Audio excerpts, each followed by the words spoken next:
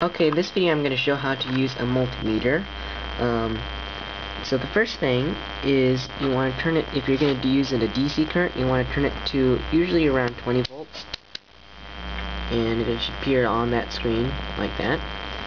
And you'll take your two test leads. Black is negative and red is positive. And so I have my power supply right here just so I can show you the voltage. This is a transformer. It steps the 120 volts down to, I think it's 17, we'll find out with the multimeter. And it turns into DC current by uses of this bridge rectifier. Now, you put the two AC current leads right into those two terminals, and then you attach your negative DC output there and your positive DC output there. And so these two rods should be electrified. This is to my electric motor, which kind of broke. So I will show you. I'll attach it to both these rods. And it pops up that there is about almost 10 volts of electricity there. And that's DC current. Now, if you want to know how much is in your electrical socket, you can take it over to an electrical socket, if I can find one.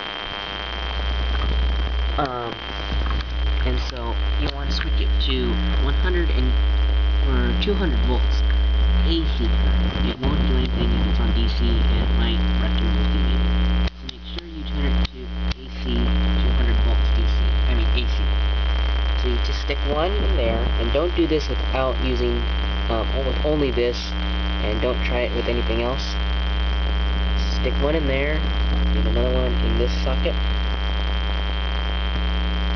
And be extremely careful doing so. Make sure you don't touch those pieces of metal that you stick in there.